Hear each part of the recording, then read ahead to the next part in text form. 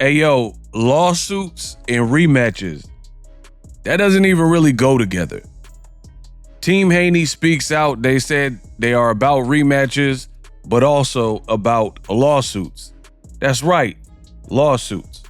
In a brand new tweet from Bill Haney, he says, quote, "We don't duck fights or lawsuits. Ryan Garcia, you got 48 hours to enroll in VADA for the rematch. Clean competition, real standards.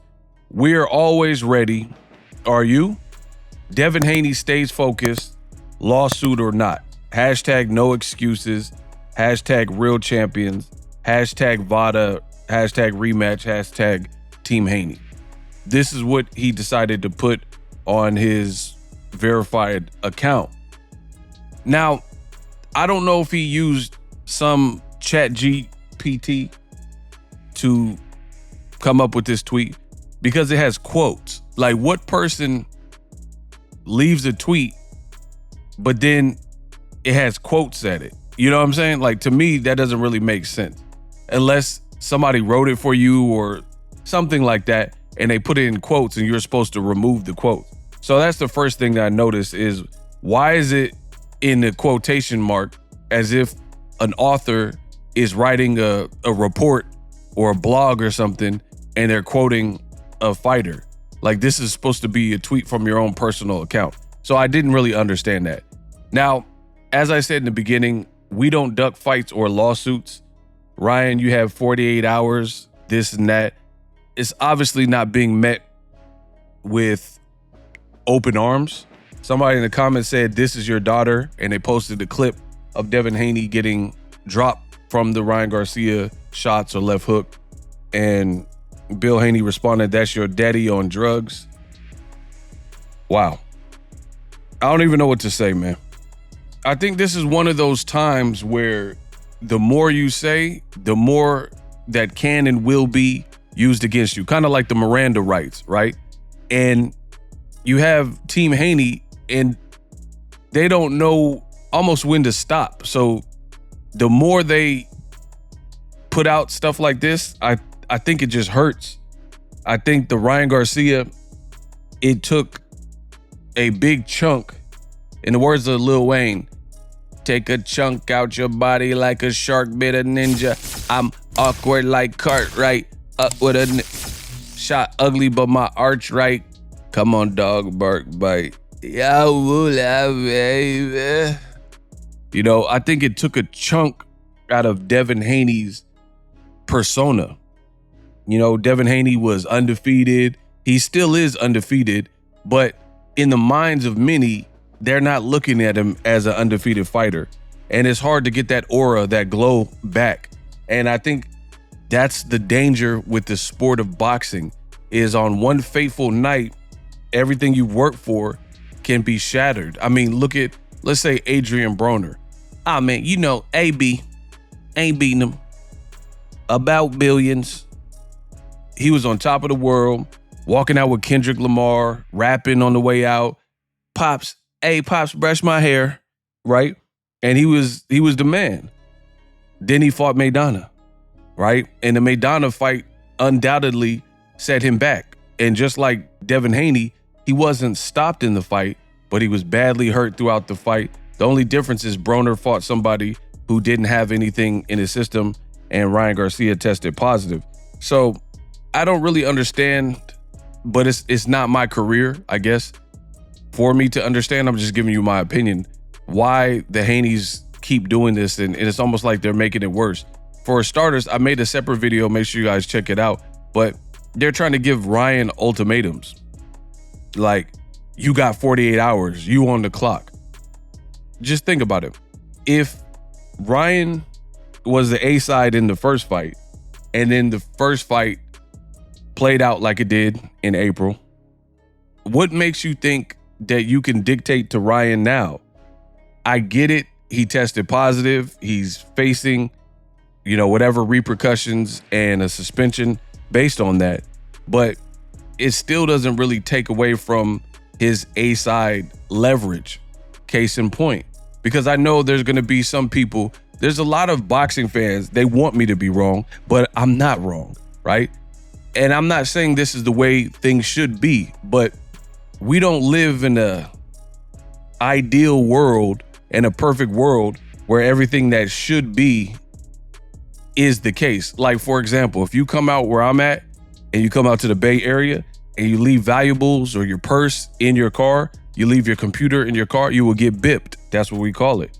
Meaning they'll break into your ish and it's a wrap. So please don't come to Oakland. Don't come to the SCO. Don't come anywhere in the Bay Area and, leave stuff in your car where it's visible because people are breaking into cars. Now, I'm not saying this to glorify anything. I'm just letting you know that's one of the realities of this situation. So if I had a visitor, somebody come to visit me, I would let them know, like, hey, you got this rental. Don't leave anything of value in your car, especially where it's obvious and the bippers can see, right?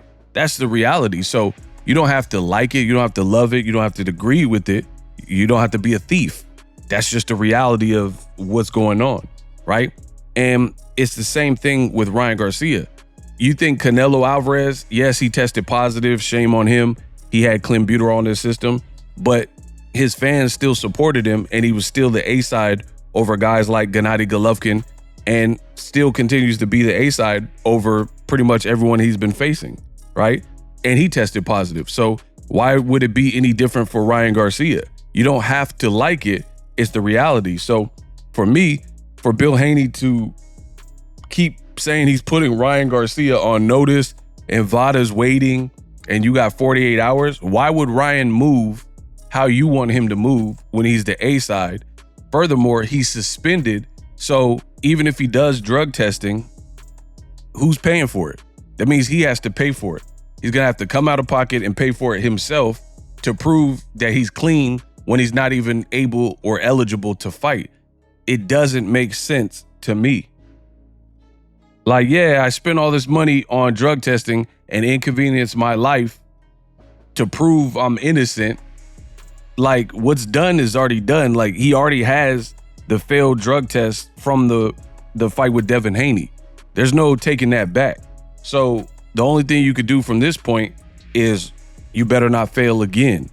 And again, I just don't see Ryan Garcia electing to pay for drug testing in a period of time where he can't fight no matter what. So he proves that he's clean and then he still can't get licensed to fight anywhere here in America because all the other commissions will honor what New York has set forth, which is a suspension. So to me, it doesn't really look like the Haneys truly want a rematch with Ryan Garcia because they're trying to dictate the terms and they're trying to dictate the terms in a fashion that you know is not going to happen. Like, where did you get 48 hours? Where did that time frame? Like, you didn't give him a week. You didn't give him 5 business days. Where did you just come up with this time frame of he needs to sign up to what you're saying he needs to sign up in 48 hours? And here's the thing. Devin Haney is not fighting right now either. So I get it. Devin has never failed a drug test, but you want Ryan to pay for a drug test and then he's the only one getting tested, but Devin's not getting tested. It's just likely not going to happen. So I think it's a bit weird. The other thing that is very weird is the Haney brand, I've already told you, is incurred a lot of damage. And then they're talking about we don't duck rematches and we don't duck lawsuits. I mean, some things go without saying. It's like a Captain Obvious moment. Of course you don't duck lawsuits if you currently have an active lawsuit and it's widely been reported. Everybody knows about the lawsuit. It made headlines, right? So what is the purpose of even saying we don't duck lawsuits when you have an open case and you filed a lawsuit against Golden Boy and Ryan Garcia, and everybody who follows boxing and then some, they know you don't duck lawsuits because you have a lawsuit. So again, what is the point of these conversations? Like, what are the point? Like, I don't really understand the point of this tweet.